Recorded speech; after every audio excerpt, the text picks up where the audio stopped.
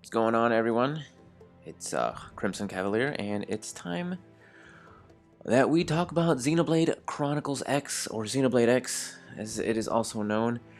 I've had a few requests to talk about this game a little bit. I've been playing it for a long time now, since it came out, and I think it's appropriate that we give it a closer look. I have a lot of things I have to say about this game, but well, let's just go ahead and start off. All right. Well, first of all, welcome to New LA. The first thing I'm gonna say is I've played this game for a long time now, and you should be warned that I have some content in here that may be considered spoiler. I'm going to try to cut those parts out if possible.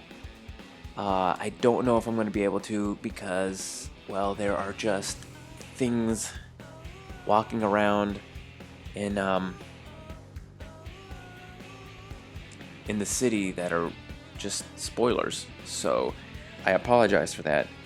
But I think New LA is the perfect place to start with this game because I think it exemplifies a lot of the things that are wrong with this game. It's a very big game. I mean, you can see, like its predecessor, everywhere you see you can go. Anything you can see, you can go to it. There's stuff down there. There's stuff up in the sky. And, yeah. So, the first thing I'm going to do is, you guys can't see my gamepad, but I have some money I can... First of all, look. Did you see that? I go through cars. Let's just get started because there's some things that really bug me about this game. Now, it's meant to feel like a huge city with a lot of things going on, and I just went through that car, you know? There's just it's meant to feel alive, and it isn't. It doesn't feel alive. It feels fake. That car just spawned, and I just went through it, and my teammates just went through it, and if I touch this lady, I didn't even touch you, and I can go through them.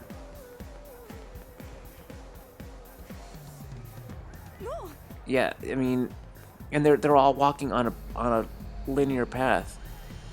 There's no look. They're gonna go through each other. Bam. They just you see. That's just like I don't understand why try to make it feel alive and then like not make it. I don't know. That really bugs me about this game. I think if I had one big complaint about this game, it's too big. And that means that the game can't handle everything it's trying to do. It was too ambitious, and it just can't do it. So I don't know. Okay, so these are the scales everyone's been talking about. Obviously, if you've been playing the game, you already know. They're pretty cool. I'm not gonna lie. There's lots to love. Okay. I don't want to make it seem like this game is just an awful game. It's not an awful game. It's a good game. It's just it has a lot of problems. Like things pop in and it just can't handle it. The city is just one tiny example of how this game it's too big for itself, I think. Yeah. And don't get me wrong, 118 hours, 26 minutes into this game. So everything I have to say, all the negative stuff, take it with a grain of salt because I love this game. It's a really fun game. I just want you to know that it has a ton of really big flaws that I don't think can be overlooked, and I think too many people are overlooking them. So we're going to go into the Blade Barracks right now, and we're going to take a look at one of the most pointless features of this game, which is the online component, it's kind of pointless, really. It really is. So basically what I'm going to do right now is on my gamepad I have division spoils, which basically is when people online do things and you being a member of a division, you automatically get rewarded. So I've been getting the fuel re-up for the skulls. I had been doing the supreme bonus. I did like 12 of these, so I'm very rich. But now that I have the skulls and they waste a lot of gas, a lot of fuel when you fly, I've been doing the fuel re-up. But that's completely beside the point. Let's go outside and let's take a look at the world itself, because it's a very pretty world. If you haven't played this game, it's very nice, and you can see some of the load times here. And for everything that's going on in this world, I think the load times, I mean, they're long, but I think they're appropriate for what you're getting. I'm not too upset about it. We're just gonna fly straight out of the city, right? Fly away. One of the weather effects that you can see, it's raining. Yeah, it's pretty neat. You can see there it says weather effects right there at the bottom. My melee accuracy and my ranged accuracy have gone down, and I think it also makes fire-based attacks go down a bit.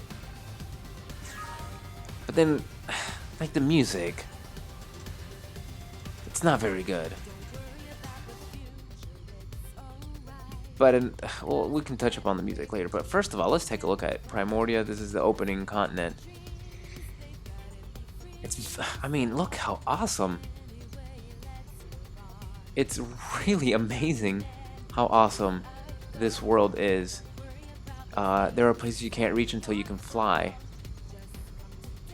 And you start off just walking.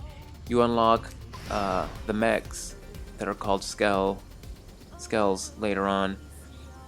And then you can unlock flight even later than that. But this place is unbelievably big. We got waterfalls and cliffs and mountains and floating islands and all kinds of stuff. I mean, it's really amazing how detailed this world is. There's two of the giant creatures. I forgot what they're called, like some Saurus, Milosaur. Pretty high level, as you can see. I'm not gonna touch them. I'm only level 42 right now. Yeah, just a little bit of a tour around the Primordia, the opening continent. I mean, it's so pretty. Honestly, this is the prettiest world I've ever had the pleasure of playing in. That's just one of the good things about this game. It's very big. There's so much to do. But now let's talk about some of the things I don't like, because I think a lot of people are ignoring some of the flaws in this game. Like, the story is bad. It's not very interesting. It just feels like it was thrown together at the last second. Like, the developers just want you to explore the world, and that's pretty much all they want you to do. And like, yeah, let's have a story. For example, one of the characters that's with me right now, the one in Ramses, that I name, you can name your mechs. So the one in Ramses, her name is Elma, and she's one of those characters that you have to bring along no matter what. So if you're playing the game, Elma has to be in your party. And that's not such a big deal. There's another character named Lynn that you also have to bring no matter what. And normally that's not a huge problem because, fine, the game wants you to bring these characters along. What bothers me is that there are about, so far I have maybe 10 or so other characters that I can play with, but they're kind of irrelevant because you can only have Elma and Lynn and yourself, and sometimes one other character, so why have 10 characters playable? Does that make sense? Like, why even bother making so many playable characters if they're gonna force you to play with Elma and Lynn at all times? So basically, you do a mission, and they have these things called affinity missions, where you get to know the other characters a little better. So you'll get to know, for example, the other person I'm with right now, the one in the third scale. Her name is Alexa. So you get to do Alexa. You get to know her, and then the story doesn't involve her anymore. There's another one called Irene, and let me explain to you how this one went. So you have to do the Irene mission to unlock the main mission quest, right? So you have to do. Well, that's a huge level monster. What? G-Et the Thunderclap. We're gonna avoid that guy. So right, Irene. So in order to unlock the next mission in the main story, you have to do Irene's affinity quest, right? So now you haven't used Irene at all up to this point because the game doesn't make you use Irene. So why would you use her if you have to bring Lynn and Elma with you at all times? So nobody uses Irene. But fine, you start using Irene for this mission. She's underleveled because you haven't played with her. You do her quest. She dies all the time. She just keeps dying. Okay? And then after your affinity quest with Irene is over, she's not part of the story again. She'll appear here and there, but she's not part of the story. So why force me to do an affinity quest with a character that isn't even part of the game, really? Some of the requirements to start new missions don't make any sense. For example, another thing, you have to explore a set percentage of the map to unlock the next mission. So Primordia, you had to like 10% of Primordia, which is fine because normally you're gonna be exploring it anyway. But why force you to explore? Does that, shouldn't you want to explore? I mean, I think so. I mean, you've seen this world, it's pretty amazing. So why do they have to make you explore it, I don't know. That really bugged me at first. Because the place I had to explore that was really difficult was the one I'm going to take you to next. This other continent up here near the north. And the problem is that it's not just a matter of exploring.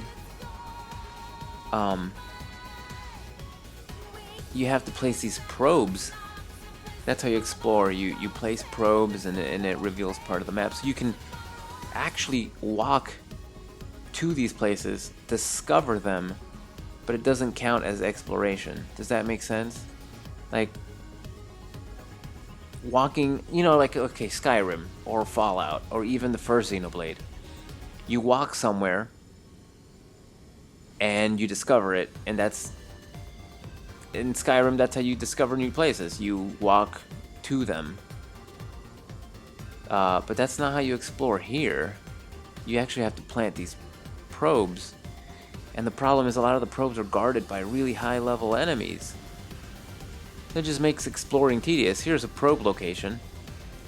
Those red lights coming out of the ground. So you place the probes there, and then the map is divided into little segments, and that's how you explore.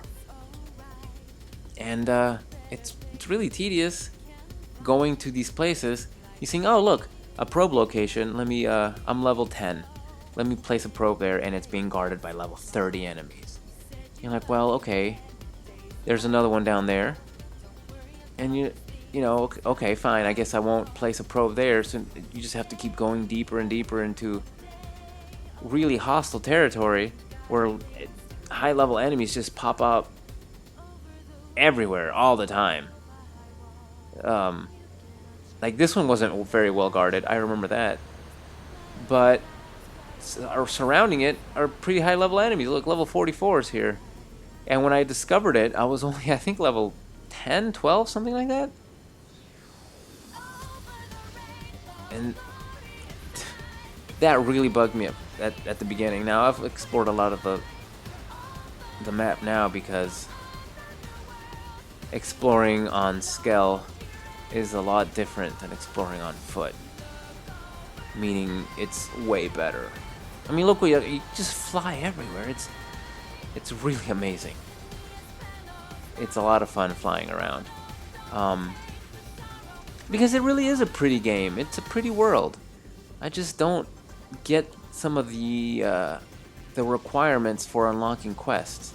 Like, explore X% of this continent and do this affinity quest. And then, okay, fine. I explore X% of the continent, and then what? What does that have anything to do with anything?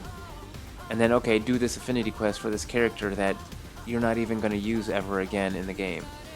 They're arbitrary and stupid. It's a stupid requirement. So here's the northernmost part of the continent. Yeah, I'm not going to go near that thing. I don't know what it is. I know what it is. I know exactly what it is. If you played the first Xenoblade, you know what it is too, but we're not going to go near it right now.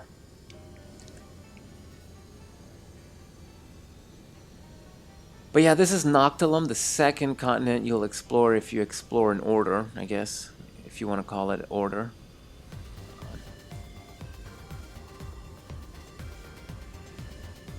It's more of a kind of like a jungle-ish kind of place with these red waters there. They're toxic, so if you touch them, you'll lose health. And right now we're in a weather condition called energy mist, which actually refuels your Skell when you're flying it and stuff, which is really convenient.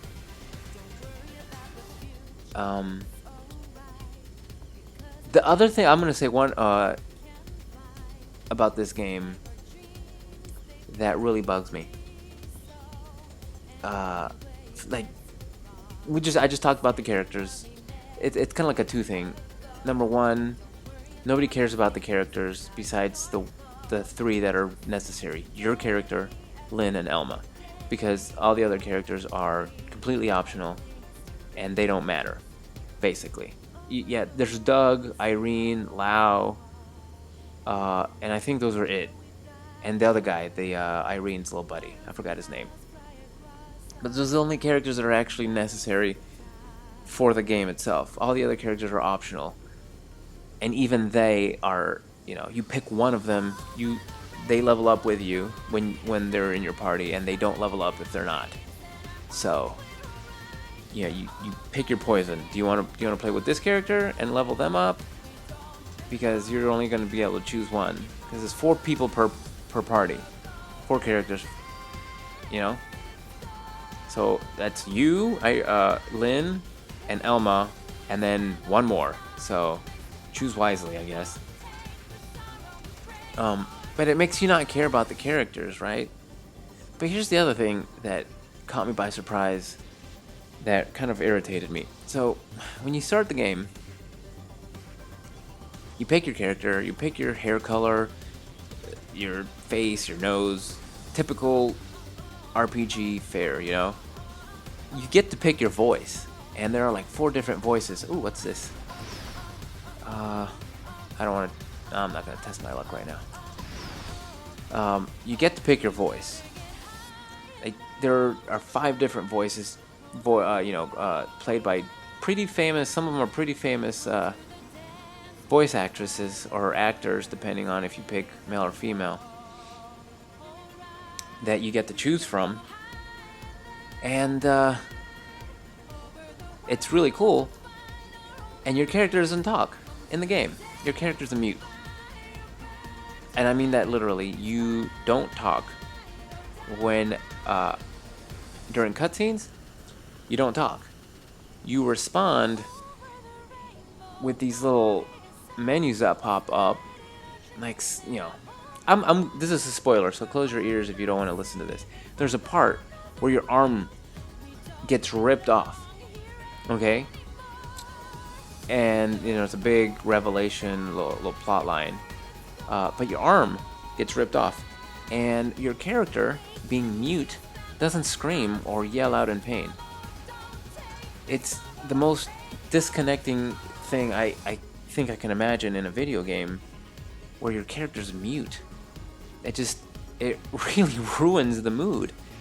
Anytime there's any, you know, serious conversation happening, you stop, and you get to pick out of two choices what you can say, and that is your entire contribution to the conversation.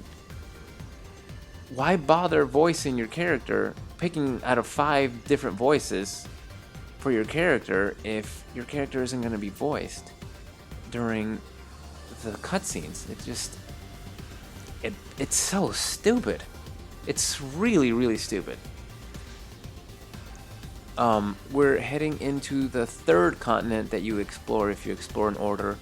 It's called Oblivia. It's the desert. But again, look how well designed. It's very well designed. Like, the entire world is so... I mean, not only is it pretty, but, crap. I got seen by Gothard the Intimidating. But we outflew Gothard. And I'm actually gonna fly down here and discover, so you guys can see. So I'm just gonna come out of the skull. I don't have the skill, so I need a skill of 5. My mechanical skill is 4 right now. So unfortunately, I can't place a probe there. And that's the other thing. If you're exploring, like, oh, I need to explore X% of Oblivia, well, guess what? This is not one of the ones I can place a probe in right now. So let's move on with our lives and listen to this terrible song again. The overworld themes are fantastic, I think. They're really good, and they really capture the essence of the continent, I think. But any song in this game that has words is atrocious, and there are a few, and they're just bad. They're bad. But anyway, look how cool this world is. Got the floating islands up there, this giant ring that looks like some sort of alien wreckage, and then these waterfalls with that giant monster just floating there, kind of patrolling it. And yeah, okay, so everything's desert, but around the river, a little bit of life, little grass and trees. Gotta keep my distance so I don't get spotted. I don't feel like fighting right now. I just want to fly around. Now, what's up there? Never been up there before. It's just there's little details in this game that just, why did they do what they did? I don't get it. It doesn't make sense. Floating reef. These guys aren't so hard. Level 30 at the most. We're gonna come down here. Got the Moranium deposit, and so we're gonna go ahead and see. This is only level 3, so that's basically it. And I've explored this area, and I have 52.97% of Oblivia surveyed. So that's kind of cool. I'm going to explore this area more in depth later. Also, oh, look at this view, unreal. I've never been up here before. This is actually the first time I come up here. But look how awesome. And you, like I said, you can see it, you can go to it. It's unfreaking believable how awesome this world is. I just wish the game itself was more fun, you know, like the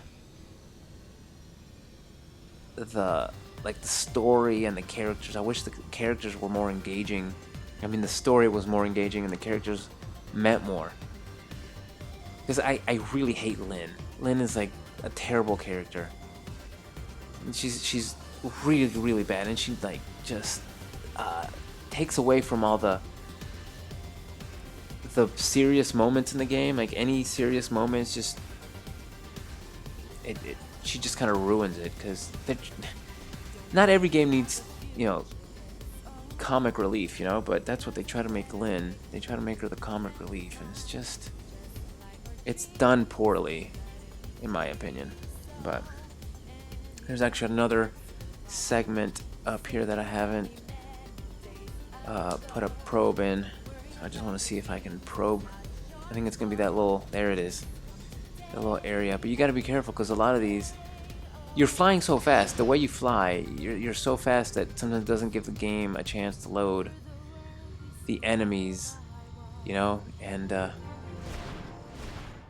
you can actually, I don't have to get out to put the probe, just so you know. I just like to do so because I don't know, I just do. So you see that guy right there, his name's Hero. Let's zoom in. He's telling us to party up. You can actually recruit, when you're online, you can actually recruit other characters that are also on your server, I guess. It's the way this works. So you can recruit, yeah. It's kind of an interesting touch. I don't usually do it. I've actually never done it. I can't say I don't usually do it, because I actually haven't done it at all, ever. But right now, one of the heat wave is the weather effect right now. You can see how it's kind of wavy. You know what I mean? This might remind you of I think it's Magna Forest. The kind of glimmering effect that you get when it's really hot out. Of course, it's done way better on the Wii U than it was on the Wii.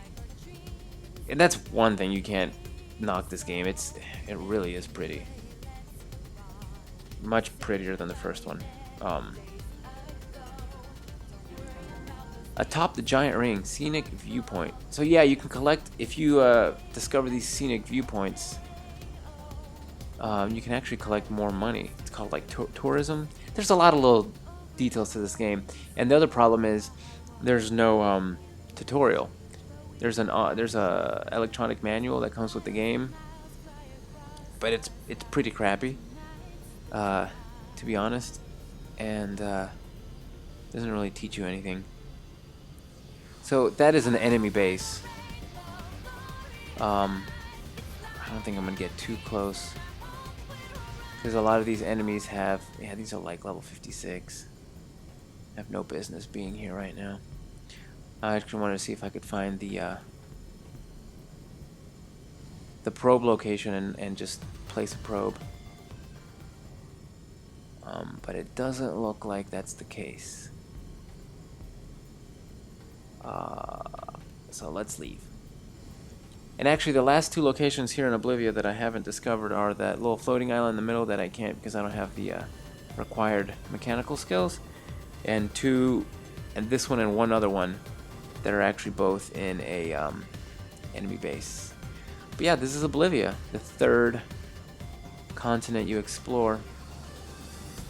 I think on the description I'm going to link to the review I wrote on this game. It's a lengthy read, but if you're really interested in the game, of course I think it's worth a read.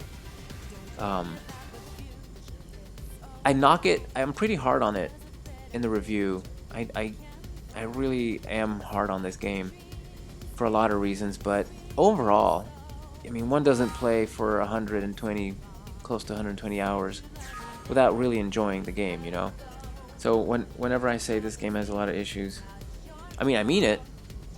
It really does have a lot of issues, but if you're still on the fence, if you own a Wii U and you don't have this game, you need to get this game. I don't think I'm even, I'd say I don't even know if I'm halfway done with the game. With the main mission, yeah, I'm about halfway done with the main mission, I think. But with everything else that the game is offering, I don't think I might be halfway done with everything that there is to see in this game. There's just so much to do, so much to see. And it's really, really fun. It really is a fun game. It has so many little stupid decisions that the developers did.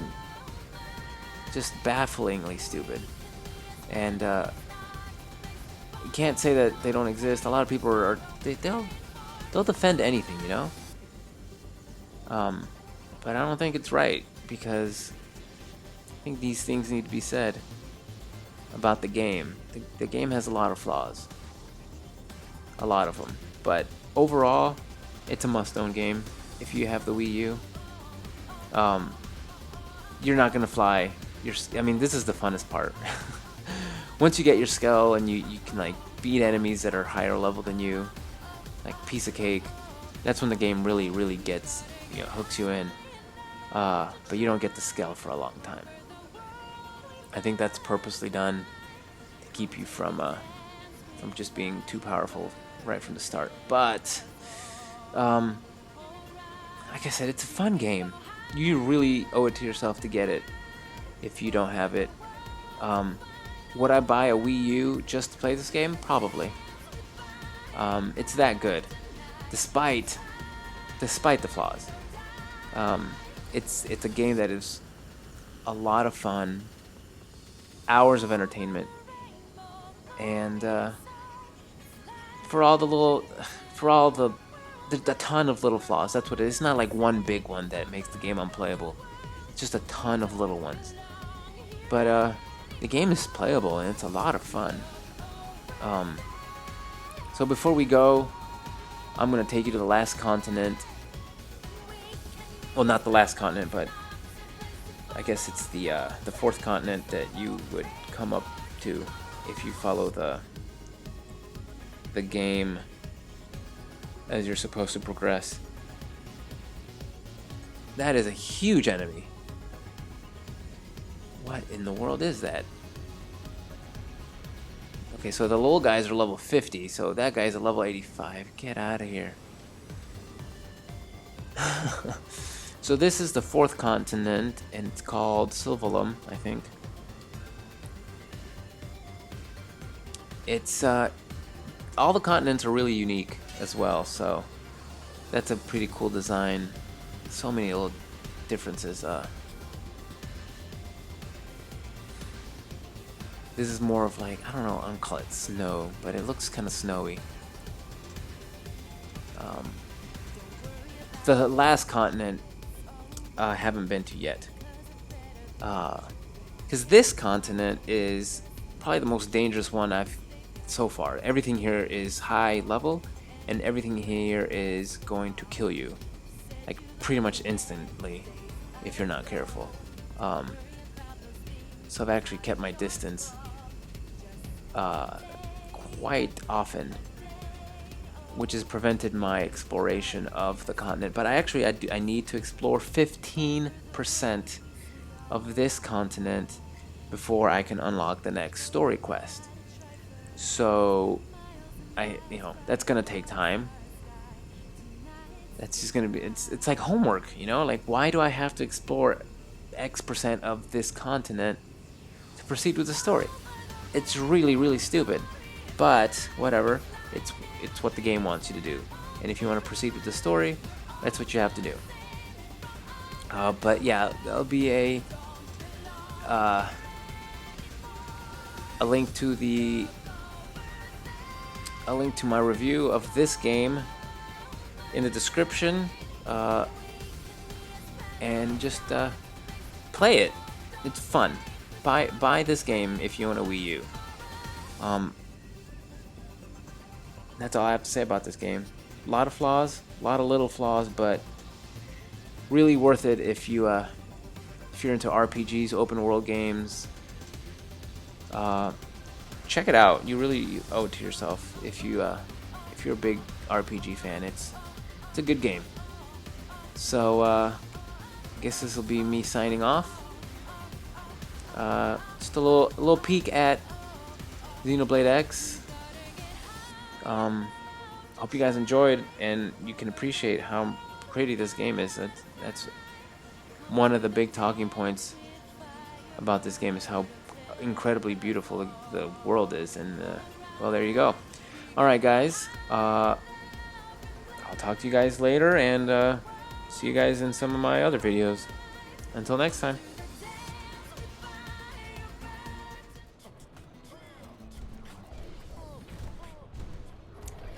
Before we go, I don't think I can say goodbye without letting you guys listen to the worst song in the game so far. It's this atrocious noise that comes up in New LA at nighttime. This is the New LA nighttime theme. Enjoy.